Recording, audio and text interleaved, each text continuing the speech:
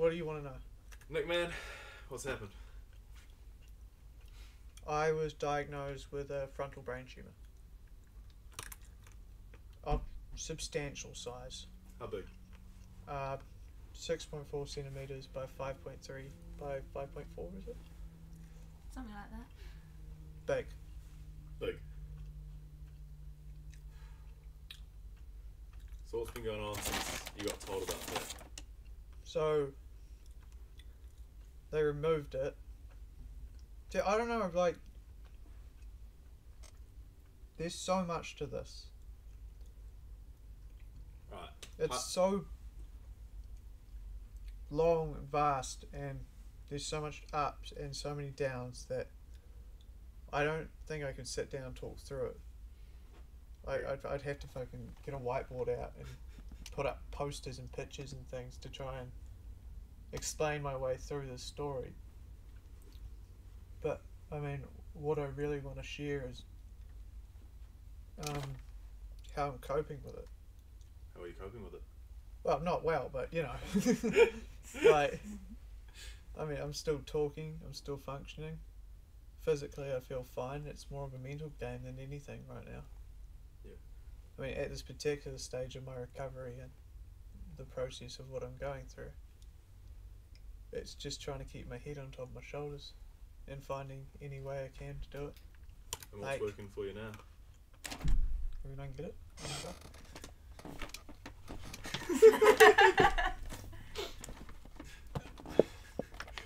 A, I can't see, and B, I have no depth perception.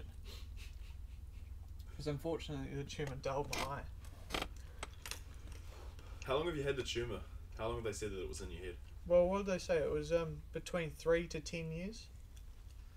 3 to 10 years. Close to the entire time I've known you. Close to the entire time anyone's ever known me, it could have been there. Damn. There's no, like, what was in my head was beyond atypical. Like, it's the most bizarre, unusual, A, size, and then B, like, it moved my midline shift, which is the centre of your brain, moving out of alignment, 11 millimetres.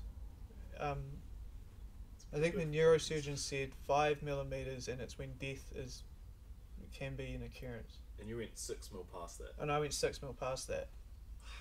Nick Forbes, ladies and gentlemen. But that's not the thing that's so bizarre. It's so bizarre is when they diagnosed me, when they found it in the MRI scan, right? The doctor comes into the room after he sees it and he just stares at me. And then he brings out all the, you know, the flinching tools and the pulls my arms and stuff, and he can't find anything wrong with me. And at this point, you don't even know. And then he just sits there and he looks at me and he says, "You have a tumour." I've never had a doctor tell me, like, I understand you're a smoker. If you want to go for a cigarette, go for a cigarette. Have you ever had a doctor tell you to go for a cigarette? No. Because he didn't know, but because it dulled my mind so much, I just didn't care. Yeah. I just couldn't care less. I was just outside having a smoke.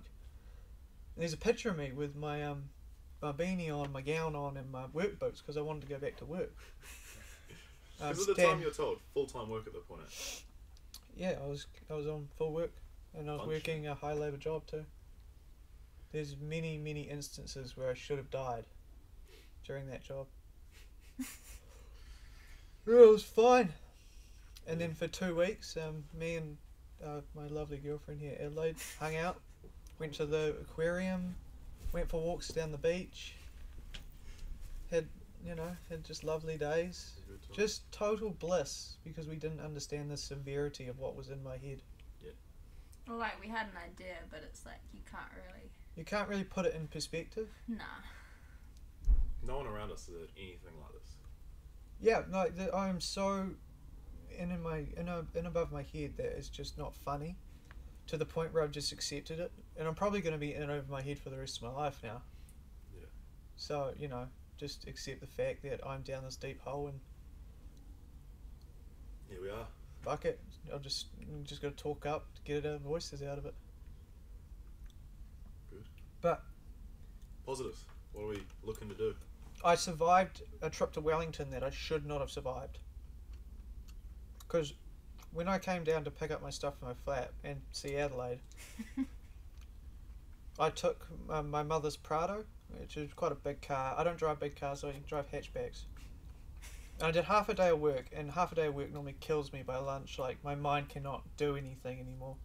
And I pulled into the hire pool in Hastings. It's quite a big hire pool, and I just sat in the car because I physically couldn't get out of the car. And I was just sitting in the car, just at a daze, and the guy comes up, knocks on the window, and he goes, are you here for the trailer? The what do you call it? Horse float. The float, yeah. Yeah, and I was like, yep. He's like, drive around. So I drove around, signed the paperwork. He hitched the horse float up. I do nothing, don't get out of the car. Then I drive to Wellington. So because this eye was so bung, I had to drive like that to see straight. Because if I drove straight, it was 2 roads. So I was a hazard to not only myself, but everyone else on the road, and I apologise for that. But the real thing was, and I don't care if the cops get involved or something. I went over the Rimatakas at such a pace that I think someone with perfect vision should have not been able to go over the Rimatakas with that pace. And then I was doing about 130 on the highway. A big van with a float. Like this, Because I thought the less time I spent on the road, it was better for everyone else. So if I just hauled ass, we'd be fine. That's why you went 150 down the Marston bypass. With Oh yeah, down the Marston bypass. Oh, did we cook along? Prado just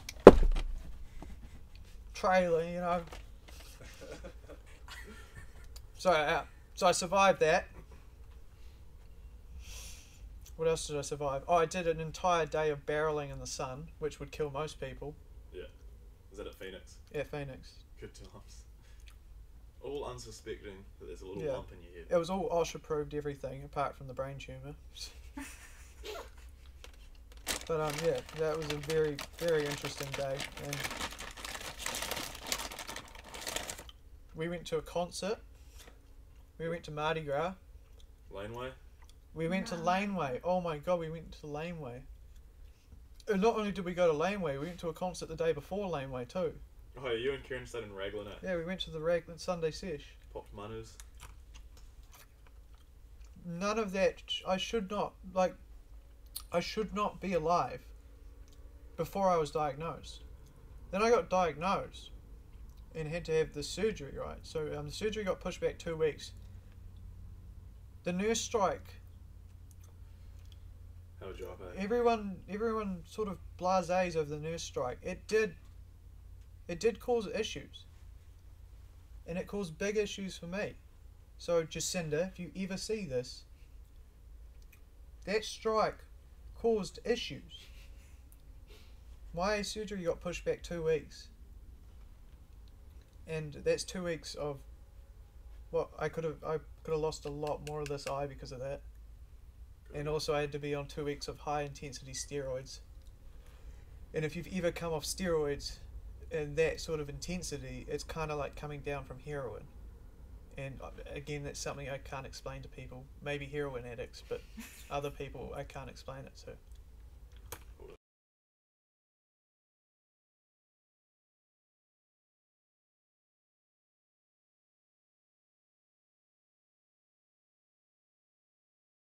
We left off with me being diagnosed with a frontal brain tumour, right?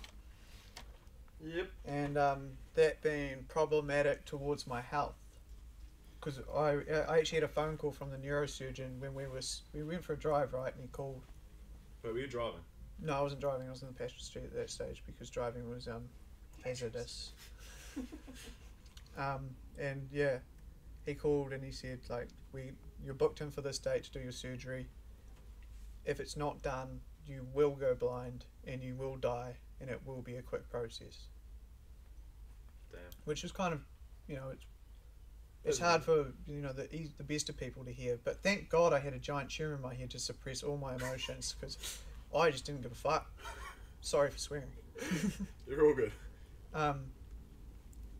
Yeah, so we packed up our stuff in Hastings. got on the air ambulance, thank you to the air ambulance, and flew down to Wellington, and then sat in Wellington for one night. We had one night in Wellington, and good because I was on so many steroids. I ate like a racehorse. I ate, I don't know, 6 or 7 burgers that night, and from different. I went to the Burger Fuel by the Countdown. Had Mum and Dad brought me McDonald's. Had the hospital meal. I ate so much food that night. It's silly. And then I woke up in the morning. Ads stayed over. Nice. I got to cuddle with Ads in the hospital bed. Comfy. Yeah, it was quite funny because they wake you up and check your statistics, like check how you're going.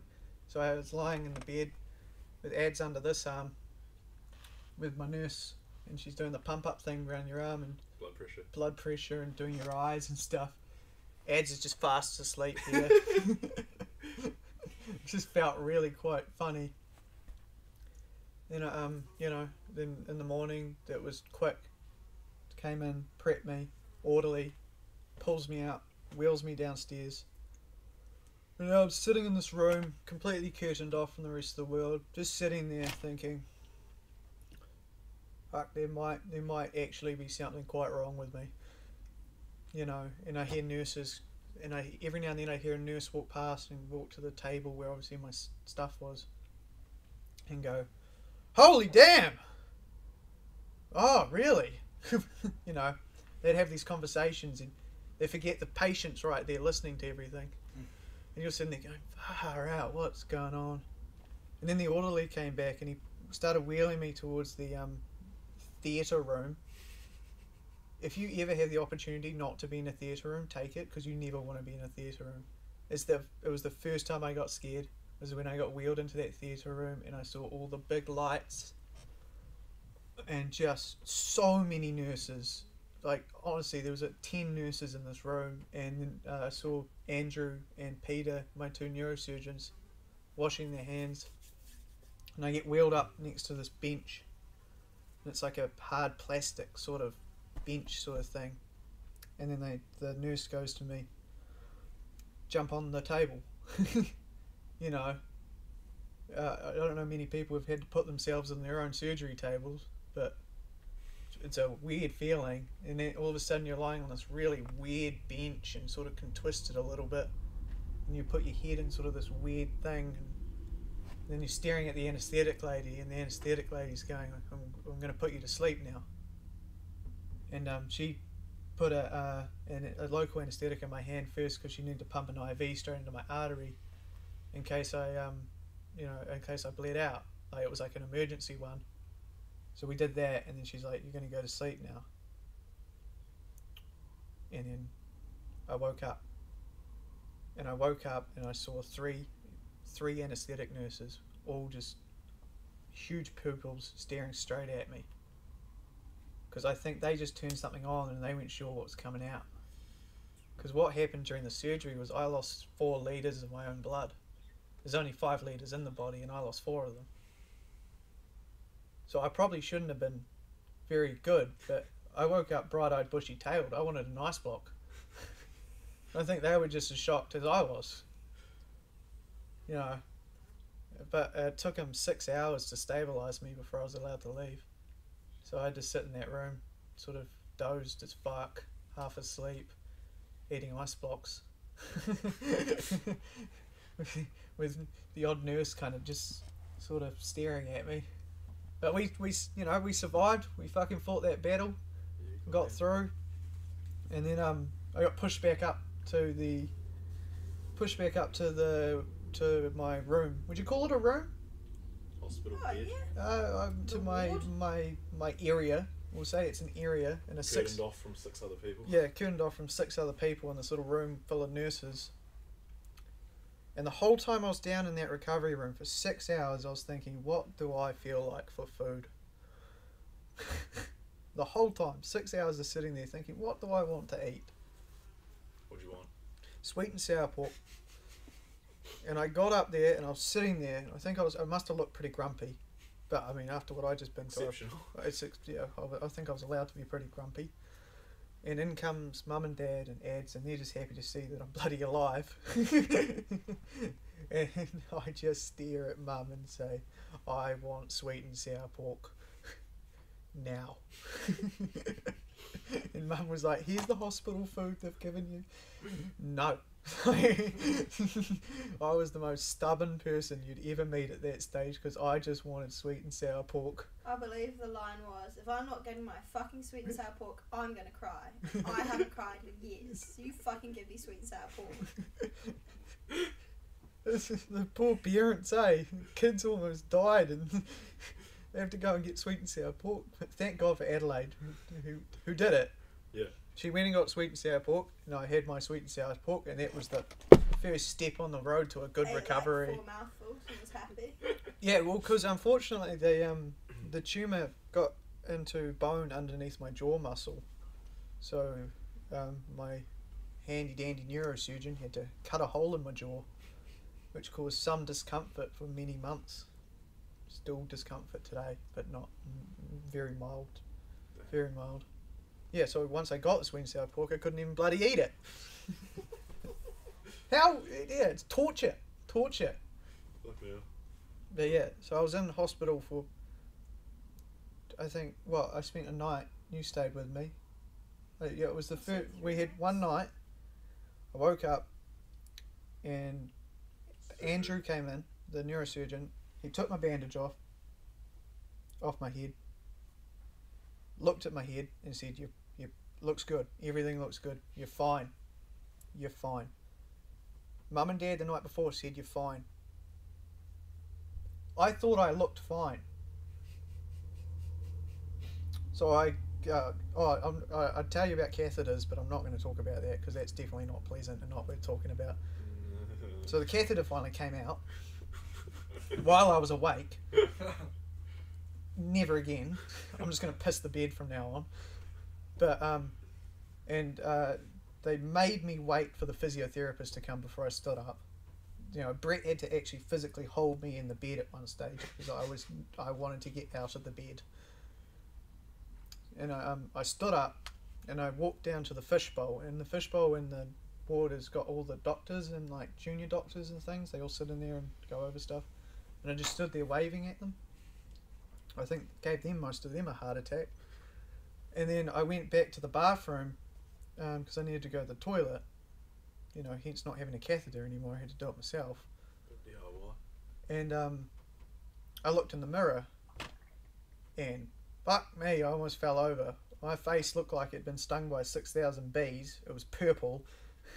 The side of my head was all purple, everything.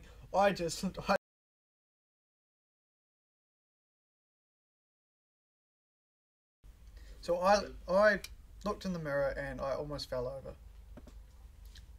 Because I just looked like utter garbage, and I just spent 2 days, or a day, thinking that I was looking fucking hunky-dory good. And it was a bit of a shock to me, really, and then all of a sudden you started to realise the toll of what you'd just been through. And your body was just like, you know, and it was kind of, it was a bit of a backward step, but also not really, because I just spent an entire day thinking I was fine.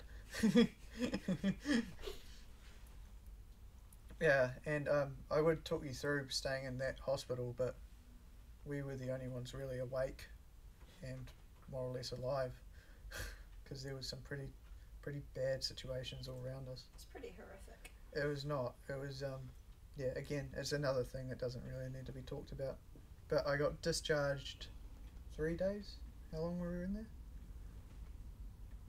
I think about 3 days we were in there, and then they, Peter walked in, opened the curtain and said, "How would you like to go home?" And I went, "Yes, please."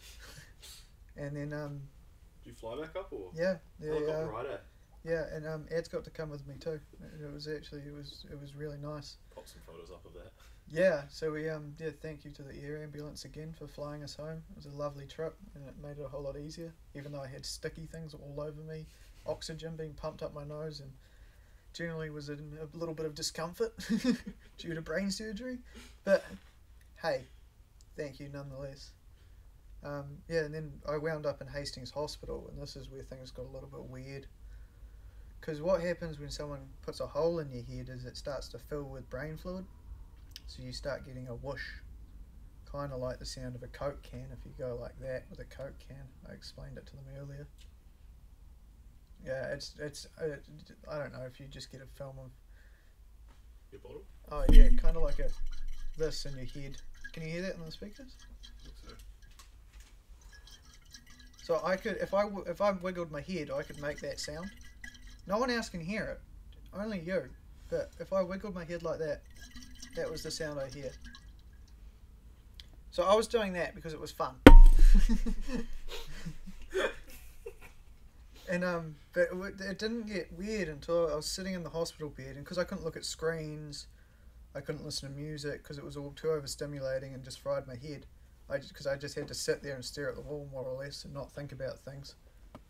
I was sitting there and I just sitting there and my head was completely still when I just heard. I was like, I didn't move, I didn't move my head. The hell is going on? And it was my brain moving in my own skull, doing its own thing. And then I started to hear this.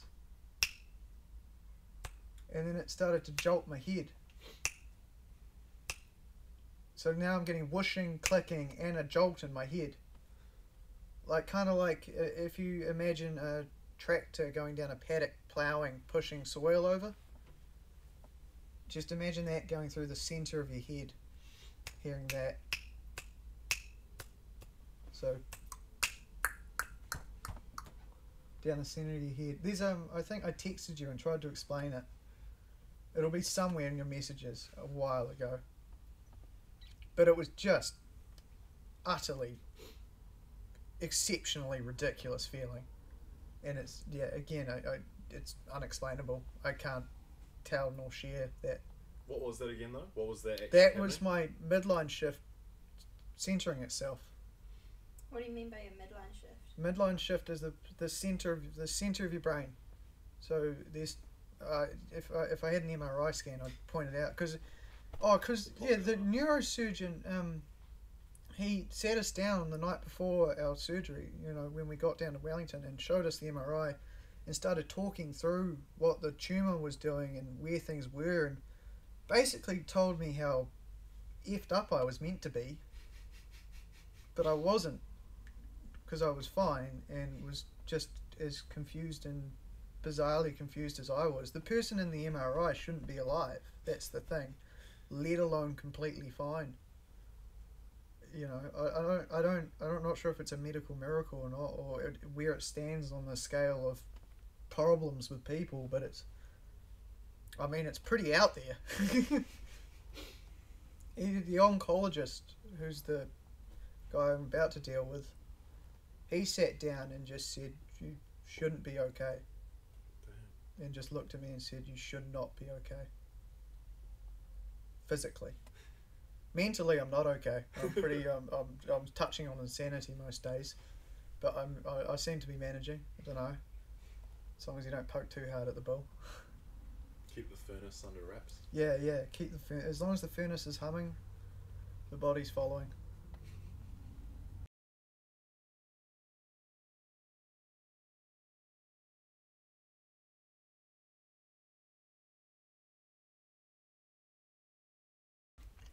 This brings us to Hastings Hospital. The unfortunate thing about Hastings Hospital is there's no neurosurgeons in Hastings Hospital. So no one really understood what I was going through, what I was meant to be, where I was meant to be. And on top of that, I don't think anyone in that neurosurgery ward really knew what the fuck was going on either. But when it boils down to it, is I was fine. Yeah, fine.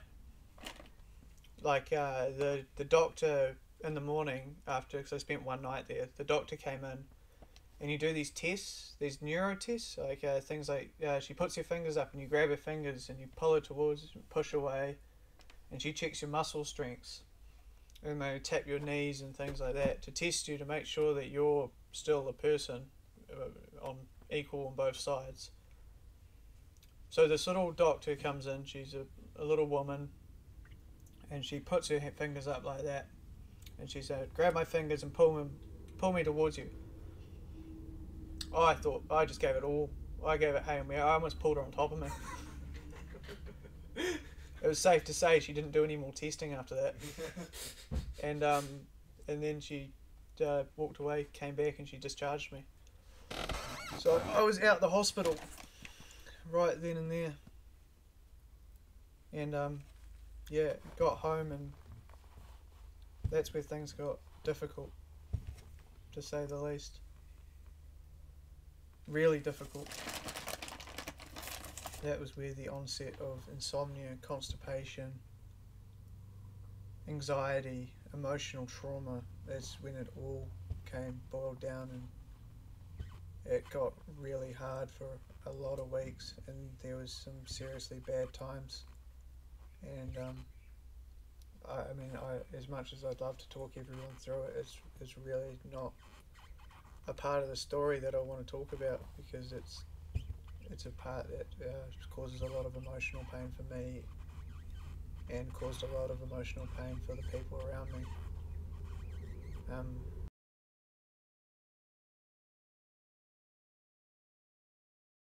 Basically, I went through a month to 3 weeks of just utter terror, horribleness. And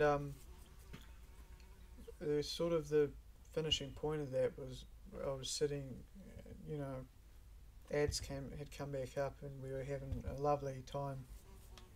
And we were sitting in the bath together. Bath before breakfast? Bath before breakfast. And I was sitting there, and all of a sudden I couldn't talk, couldn't speak a word, just couldn't. And then all of a sudden I couldn't move any of my arms or legs. And I was conscious for this, and all I was a set of eyes staring at Adelaide. And then I woke up in bed with 2 paramedics going, "Is this the seizure boy?" And I was completely naked in bed. But I don't know many people, I've never met many paraplegics, but it is a sensation, a feeling. It is just terrifying.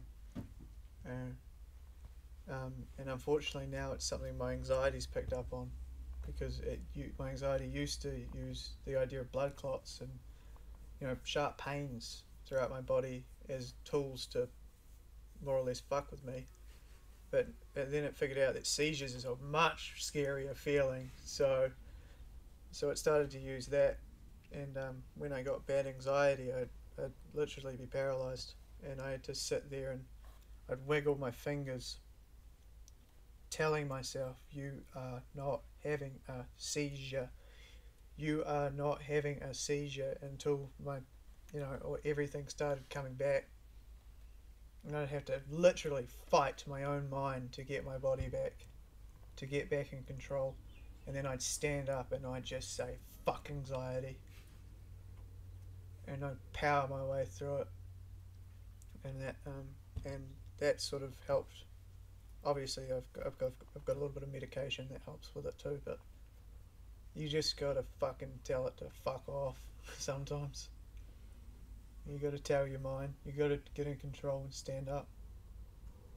And you saw it happen once in the bath. That happened many times. But that was my first coping measure, was just pulling the finger to myself and telling myself, I can do it, I can be better, anxiety will not get the better of me. But that's completely different, because of where the tumour was, where it was situated, it put a lot of pressure on my emotions. I'm not sure if I've said this in the video yet or not, but when you take that out, all of a sudden my brain started to push back into the hole, and it's being like a 5-year-old and relearning your own emotions, and then dial that up, because it's like emotional breakdowns on another planet, and it can twist your mind. And even after what I've been through, trying to deal and handle with what the oncologist told me, and trying to cope with this concept of because he gave me a 50% chance of surviving the next 5 years of my life, which in itself is scary and terrifying. I mean, to find that out at 24, having just got a master's, it's horrible. I mean, just the thought of it. So I spent two weeks solid mentally preparing myself to die, accepting my fate, and it worked. It took a lot of weight off my shoulders, knowing that if I die, I was okay. I was just okay with it. I mean, just accepting my fate just gave, and it took a lot of the anxiety away too. It's fucked. I mean, a 24-year-old should not have to accept the fact that they're going to die at a young age. But, you know, when you get dealt a swings and ladders. It's all just swings and ladders. Here we are. But then, again, you got to look at it as statistics. It might not be right. It's worst case scenario, blah, blah, blah. Who knows? Who fucking knows? But we're good. So, I did that. And I dealt with a few other things, and the more I emotionally coped with, and the more I emotionally accepted, the better I got, the better my anxiety got, the days got better, the days started becoming more normal, I started feeling better, and I started using this notepad, which has been probably the most ideal thing, and basically it starts by me writing down how I was feeling, which was something tripped me and I fell over, and I just need to know I'm getting back up and not just pretending to be vertical. I don't know if you guys get that, but I need to know I'm physically getting myself back up and I'm not just pretending everything's fine. I need to know that I am improving, not just pretending to have improved. You know, I need to accept what's happened and accept what's going to happen. I need to be realistic but faithful.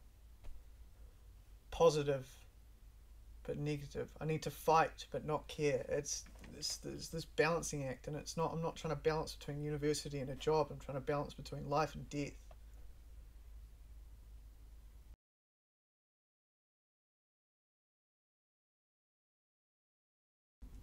But I mean, if you ever get putting in this position, drawing pictures really helps. And it's all about finding the funny things, the humour, finding the comedy in it. Like I lost my hair, right? I had dreads. I had dreads for 6 years.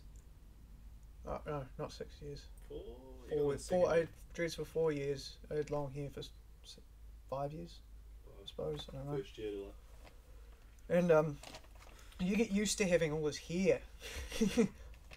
Thick hair, matted hair over your head. So, you know, you get used to, and I never got it wet.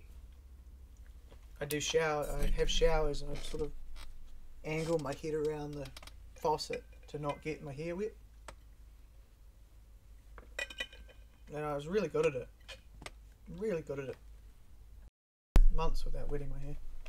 So I jumped in the shower the other day. And I was standing in there, and I'm sort of bending over and, you know, being real cautious. And then I sort of looked at the wall and I went, wait, I don't have any hair. So I stuck my head under and dumped some washing stuff on my head and started scrubbing. And I realised I was still wearing my beanie. I'd just been standing in the shower wearing a beanie.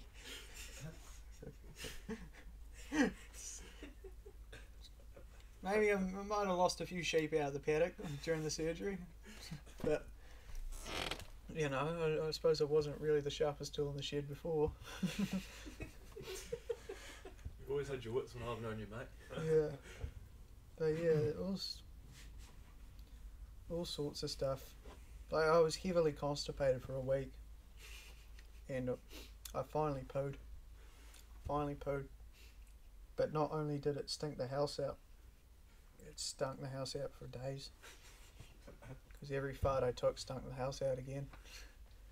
But when I pooed, I sprinted out the house. Not sprinted, because I could only briskly walk, having been through brain surgery. And I briskly walked out to my father, and I stuck my hand up and I said, "I pooed." My father congratulated me, and when I was walking back inside, I did a heel click, you know. Oh, I almost passed out. I had to lie down for the rest of the day. It was too much exercise. But I pooed, and it's been going good too. All systems have been running fine. Oh, get more worked up talking about that than the other stuff. It was such a victory. During that month, I had a list of unpleasantries, and it started to become too long. Couldn't keep track of it.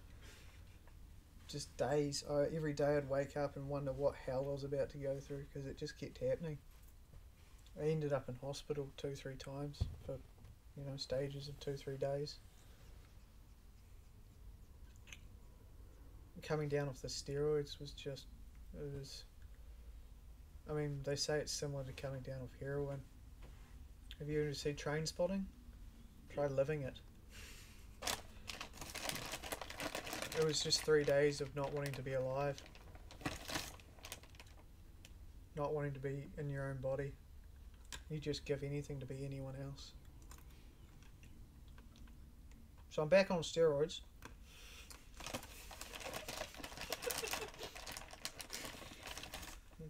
It's a bloody low dosage though, thank God. And I think I'm pretty good at coming off them now. It doesn't mean to say I want to take heroin. You know, there's people that, oh yeah, and then bloody chuck all of this on the top of the fact that I quit smoking. Some people can't even do that.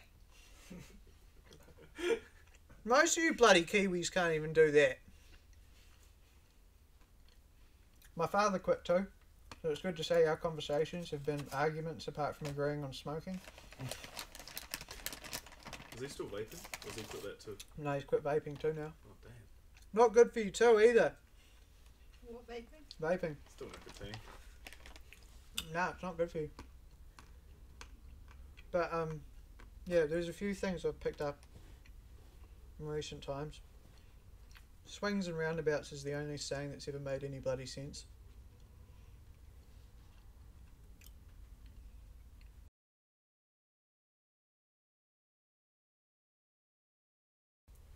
So, now that we've talked about the crap,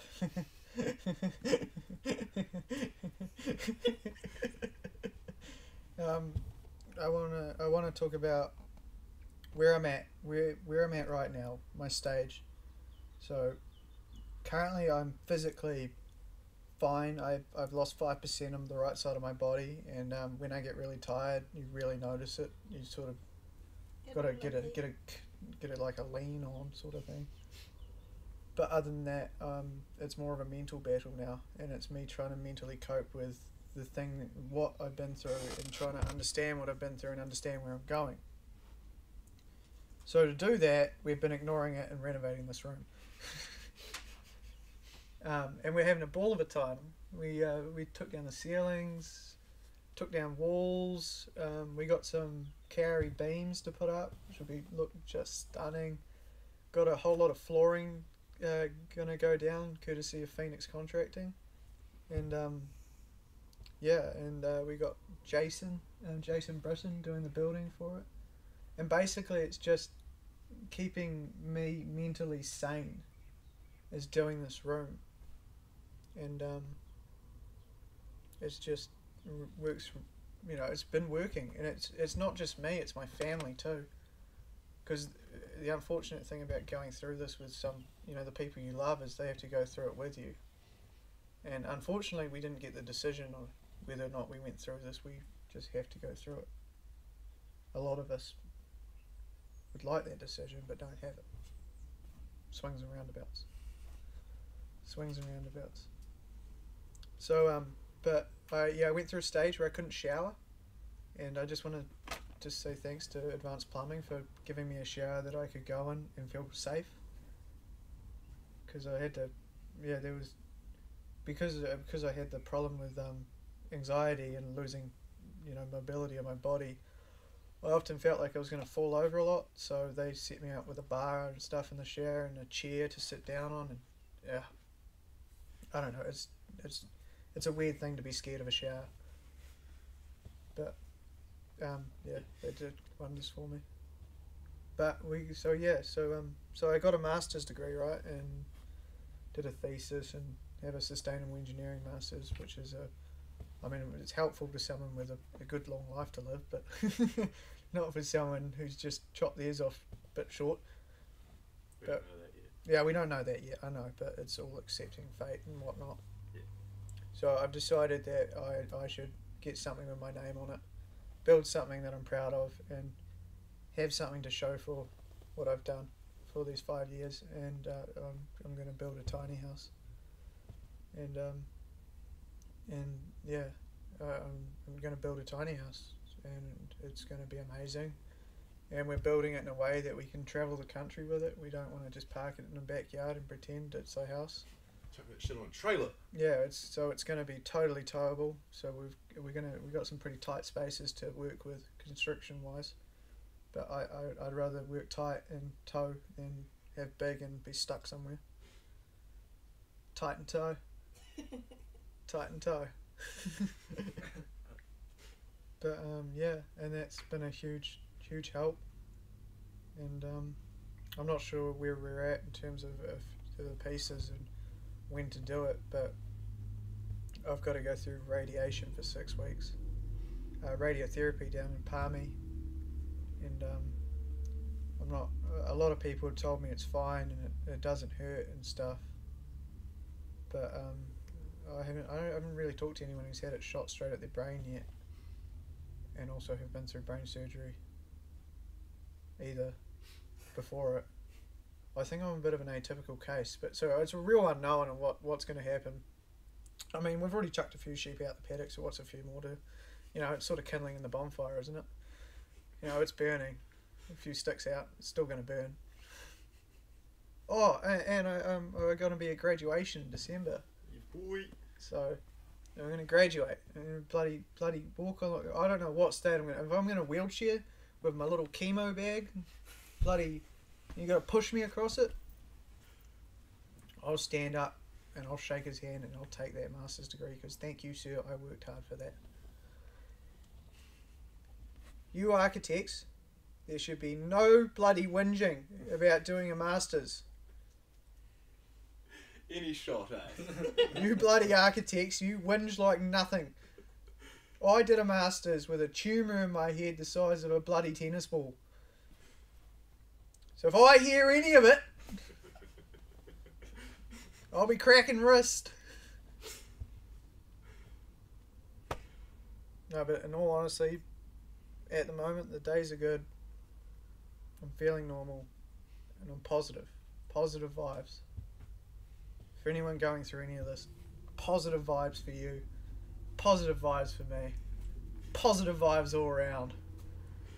Oh, and I want to say a huge thank you to Pit Viper, because you guys have just created the most optimizing pair of sunglasses. And when you say demand respect and authority, I demand respect and authority from my own bloody brain with them. And it's helped a lot with my anxiety. And I understand anxiety, which I didn't before, and it is horrible. I don't know. I don't really have much more to say. Do you want to talk about your Give a Little and oh, yeah. shirts and So, I set up a Give a Little page. I started, because I wanted to... Normal people cut their hair off for cancer. I don't know if you know this, but that's what normal people do. Unfortunately, I kind of lost my hair to that situation. So, but thank God, somewhere along the line, I put it in little bundles. So I've got 80 bundles of hair to sell. But it's amazing. People don't want them. Well, they don't want dead hair. They keep saying don't send them, which is it's bizarre. It's really bizarre. You could tie it around your wrist, put it in get a little rat's tail going. I just can't. It doesn't compute with me very well. What does though at the moment? What does?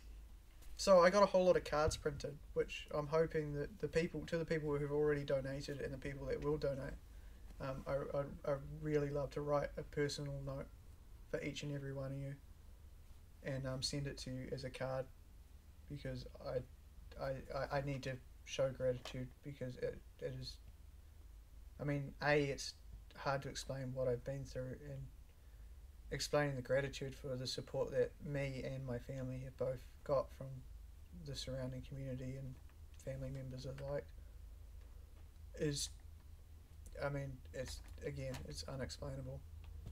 So if this is how I can show it, then this is how I can show it. And who knows, I'll send you a card and maybe there'll be a dread, maybe there won't. Maybe you get stuck with one. Who knows? They burn really well. They'll start a fire. I think last time I cut one off, I put it in someone's back pocket and lit it on fire. I thought it was hilarious.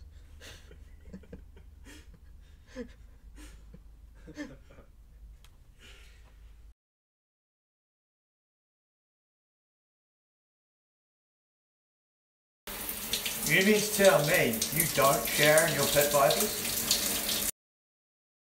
It's creepy as fuck.